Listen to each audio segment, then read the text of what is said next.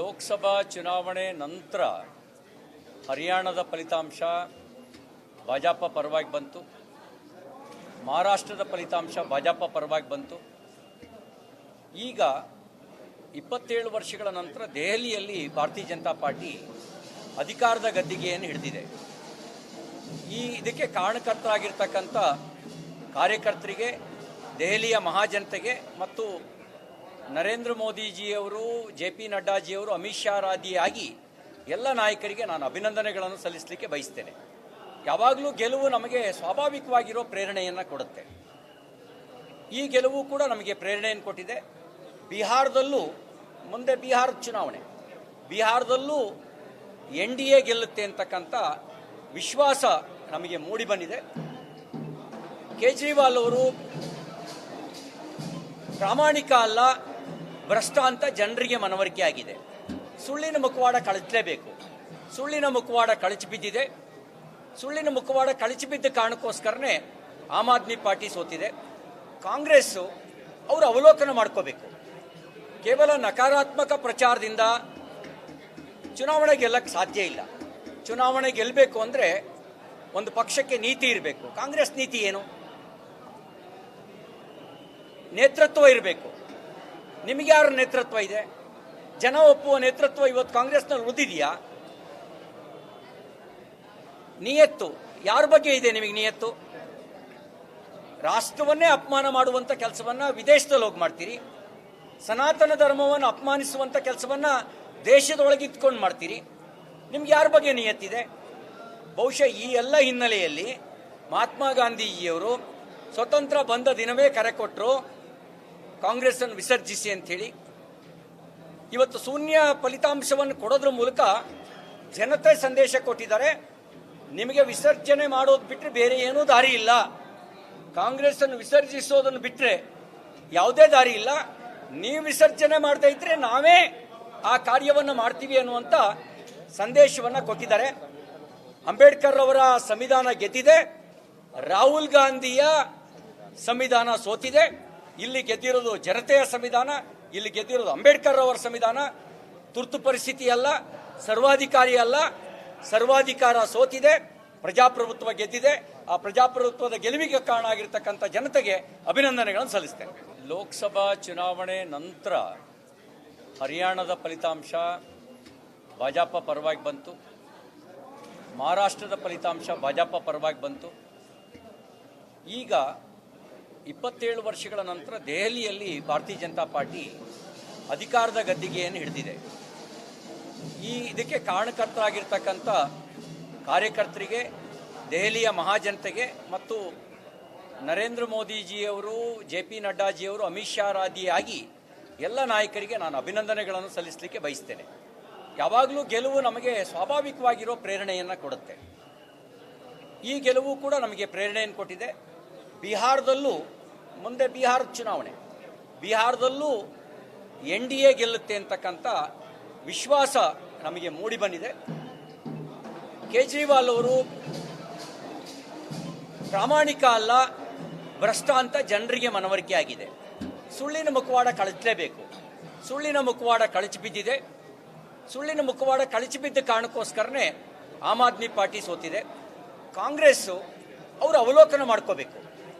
ಕೇವಲ ನಕಾರಾತ್ಮಕ ಪ್ರಚಾರದಿಂದ ಚುನಾವಣೆ ಗೆಲ್ಲಕ್ಕೆ ಸಾಧ್ಯ ಇಲ್ಲ. ಚುನಾವಣೆ ಗೆಲ್ಲಬೇಕು ಅಂದರೆ ಒಂದು ಪಕ್ಷಕ್ಕೆ ನೀತಿ ಇರಬೇಕು. ಕಾಂಗ್ರೆಸ್ ನೀತಿ ಏನು? ನೇತೃತ್ವ ಇರಬೇಕು. ನಿಮಗೆ ಯಾರ ನೇತೃತ್ವ ಇದೆ? ಜನ ಒಪ್ಪುವ ನೇತೃತ್ವ ಇವತ್ತು ಕಾಂಗ್ರೆಸ್ನಲ್ಲಿ ಉಳಿದಿದೆಯಾ? ನಿಯತ್ತು ಯಾರ ಬಗ್ಗೆ ಇದೆ ನಿಮಗೆ? ನಿಯತ್ತು ರಾಷ್ಟ್ರವನ್ನೇ ಅಪಮಾನ ಮಾಡುವಂಥ ಕೆಲಸವನ್ನು ವಿದೇಶದಲ್ಲಿ ಹೋಗಿ ಮಾಡ್ತೀರಿ. ಸನಾತನ ಧರ್ಮವನ್ನು ಅಪಮಾನಿಸುವಂಥ ಕೆಲಸವನ್ನು ದೇಶದೊಳಗಿತ್ಕೊಂಡು ಮಾಡ್ತೀರಿ. ನಿಮ್ಗೆ ಯಾರ ಬಗ್ಗೆ ನಿಯತ್ತಿದೆ? ಬಹುಶಃ ಈ ಎಲ್ಲ ಹಿನ್ನೆಲೆಯಲ್ಲಿ ಮಹಾತ್ಮ ಗಾಂಧೀಜಿಯವರು ಸ್ವತಂತ್ರ ಬಂದ ದಿನವೇ ಕರೆ ಕೊಟ್ಟರು, ಕಾಂಗ್ರೆಸ್ಸನ್ನು ವಿಸರ್ಜಿಸಿ ಅಂಥೇಳಿ. ಇವತ್ತು ಶೂನ್ಯ ಫಲಿತಾಂಶವನ್ನು ಕೊಡೋದ್ರ ಮೂಲಕ ಜನತೆ ಸಂದೇಶ ಕೊಟ್ಟಿದ್ದಾರೆ, ನಿಮಗೆ ವಿಸರ್ಜನೆ ಮಾಡೋದು ಬಿಟ್ಟರೆ ಬೇರೆ ಏನೂ ದಾರಿ ಇಲ್ಲ, ಕಾಂಗ್ರೆಸ್ಸನ್ನು ವಿಸರ್ಜಿಸೋದನ್ನು ಬಿಟ್ಟರೆ ಯಾವುದೇ ದಾರಿ ಇಲ್ಲ, ನೀವು ವಿಸರ್ಜನೆ ಮಾಡದೇ ಇದ್ರೆ ನಾವೇ ಆ ಕಾರ್ಯವನ್ನು ಮಾಡ್ತೀವಿ ಅನ್ನುವಂಥ ಸಂದೇಶವನ್ನು ಕೊಟ್ಟಿದ್ದಾರೆ. ಅಂಬೇಡ್ಕರ್ ಅವರ ಸಂವಿಧಾನ ಗೆದ್ದಿದೆ, ರಾಹುಲ್ ಗಾಂಧಿಯ ಸಂವಿಧಾನ ಸೋತಿದೆ. ಇಲ್ಲಿ ಗೆದ್ದಿರೋದು ಜನತೆಯ ಸಂವಿಧಾನ, ಇಲ್ಲಿ ಗೆದ್ದಿರೋದು ಅಂಬೇಡ್ಕರ್ ಅವರ ಸಂವಿಧಾನ. ತುರ್ತು ಪರಿಸ್ಥಿತಿ ಅಲ್ಲ, ಸರ್ವಾಧಿಕಾರಿ ಅಲ್ಲ, ಸರ್ವಾಧಿಕಾರ ಸೋತಿದೆ, ಪ್ರಜಾಪ್ರಭುತ್ವ ಗೆದ್ದಿದೆ. ಆ ಪ್ರಜಾಪ್ರಭುತ್ವದ ಗೆಲುವಿಗೆ ಕಾರಣ ಆಗಿರ್ತಕ್ಕಂಥ ಜನತೆಗೆ ಅಭಿನಂದನೆಗಳನ್ನು ಸಲ್ಲಿಸ್ತೇನೆ. ಲೋಕಸಭಾ ಚುನಾವಣೆ ನಂತರ ಹರಿಯಾಣದ ಫಲಿತಾಂಶ ಭಾಜಪ ಪರವಾಗಿ ಬಂತು, ಮಹಾರಾಷ್ಟ್ರದ ಫಲಿತಾಂಶ ಭಾಜಪ ಪರವಾಗಿ ಬಂತು. ಈಗ 27 ವರ್ಷಗಳ ನಂತರ ದೆಹಲಿಯಲ್ಲಿ ಭಾರತೀಯ ಜನತಾ ಪಾರ್ಟಿ ಅಧಿಕಾರದ ಗದ್ದಿಗೆಯನ್ನು ಹಿಡಿದಿದೆ. ಇದಕ್ಕೆ ಕಾರಣಕರ್ತರಾಗಿರ್ತಕ್ಕಂಥ ಕಾರ್ಯಕರ್ತರಿಗೆ, ದೆಹಲಿಯ ಮಹಾಜನತೆಗೆ ಮತ್ತು ನರೇಂದ್ರ ಮೋದಿಜಿಯವರು, JP ನಡ್ಡಾಜಿಯವರು, ಅಮಿತ್ ಶಾ ರಾದಿಯಾಗಿ ಎಲ್ಲ ನಾಯಕರಿಗೆ ನಾನು ಅಭಿನಂದನೆಗಳನ್ನು ಸಲ್ಲಿಸಲಿಕ್ಕೆ ಬಯಸ್ತೇನೆ. ಯಾವಾಗಲೂ ಗೆಲುವು ನಮಗೆ ಸ್ವಾಭಾವಿಕವಾಗಿರೋ ಪ್ರೇರಣೆಯನ್ನು ಕೊಡುತ್ತೆ. ಈ ಗೆಲುವು ಕೂಡ ನಮಗೆ ಪ್ರೇರಣೆಯನ್ನು ಕೊಟ್ಟಿದೆ.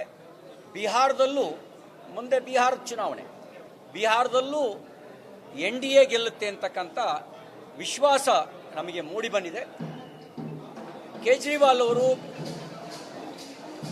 ಪ್ರಾಮಾಣಿಕ ಅಲ್ಲ, ಭ್ರಷ್ಟ ಅಂತ ಜನರಿಗೆ ಮನವರಿಕೆ ಆಗಿದೆ. ಸುಳ್ಳಿನ ಮುಖವಾಡ ಕಳಚಲೇಬೇಕು. ಸುಳ್ಳಿನ ಮುಖವಾಡ ಕಳಚಿ ಬಿದ್ದಿದೆ.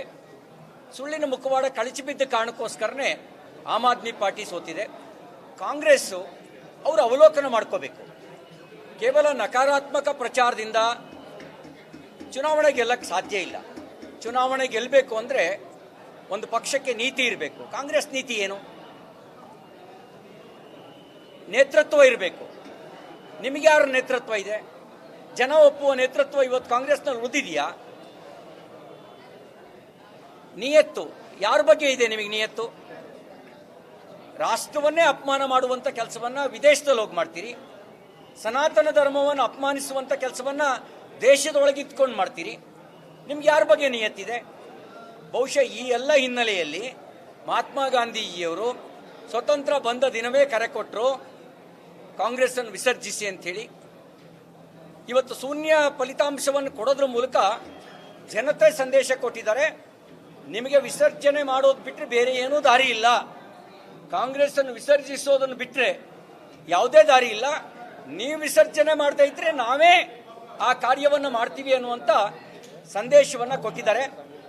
ಅಂಬೇಡ್ಕರ್ ಅವರ ಸಂವಿಧಾನ ಗೆದ್ದಿದೆ, ರಾಹುಲ್ ಗಾಂಧಿಯ ಸಂವಿಧಾನ ಸೋತಿದೆ. ಇಲ್ಲಿ ಗೆದ್ದಿರೋದು ಜನತೆಯ ಸಂವಿಧಾನ, ಇಲ್ಲಿ ಗೆದ್ದಿರೋದು ಅಂಬೇಡ್ಕರ್ ಅವರ ಸಂವಿಧಾನ. ತುರ್ತು ಪರಿಸ್ಥಿತಿ ಅಲ್ಲ, ಸರ್ವಾಧಿಕಾರಿ ಅಲ್ಲ, ಸರ್ವಾಧಿಕಾರ ಸೋತಿದೆ, ಪ್ರಜಾಪ್ರಭುತ್ವ ಗೆದ್ದಿದೆ. ಆ ಪ್ರಜಾಪ್ರಭುತ್ವದ ಗೆಲುವಿಗೆ ಕಾರಣ ಆಗಿರ್ತಕ್ಕಂಥ ಜನತೆಗೆ ಅಭಿನಂದನೆಗಳನ್ನು ಸಲ್ಲಿಸ್ತೇನೆ.